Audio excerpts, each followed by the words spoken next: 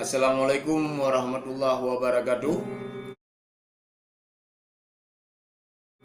Bet dua, bak channel Apalahu YouTuber.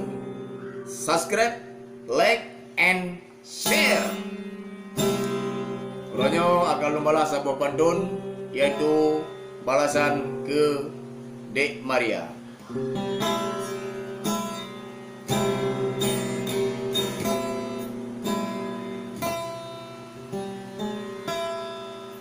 Terima kasih cut intan melu nyopan panglahu singgah bagata menyonyan syarat ke abang lahu benali ragu hai de Maria.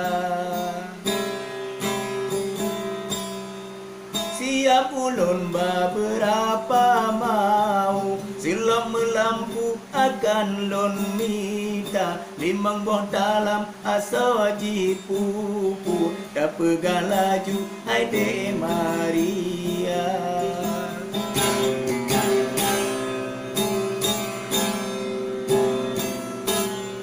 Kesoai haba angin si melu menggabang lahu hai menggoda ramai dumdara megahalon rayu padahai melu haba pesuna.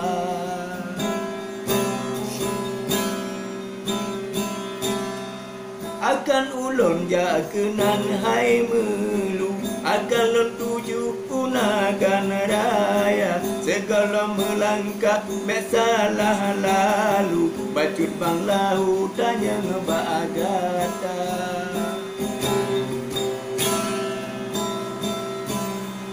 Soal pertama hai ade melu wujud tagun budi dengan raija wujud tamasa mulai bola bu kama asam wujud digata.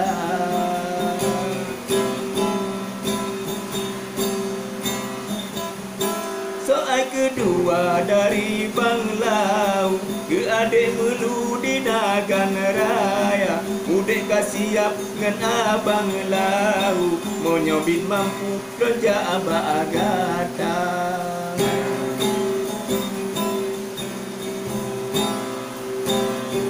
Soal yang kelelon tanya ngelaju padam bodek melu di nagan raya mangan bersisa tika bang lau watelon tuju kenan bagata.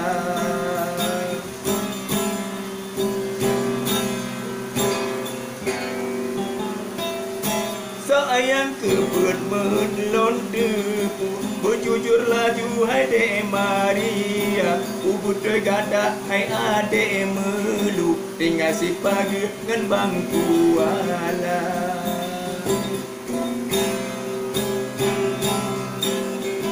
Yang baik mendusta hai bunga melu dengan Tuhanku raya dan desa menyambut sulit lambu dengan bang lau pena mendusta. Bana ono dari bang lau bala lambu gede Maria menyota bala soal bang lau Robin Hood dan bala tema. Nolon pamit hai ade melu pika lampu tak jauh bersiga mangan rotika kenan bang lau mangan bertemu di nagan raya. Assalamualaikum warahmatullahi wabarakatuh. Bet dua, subscribe, like, and share.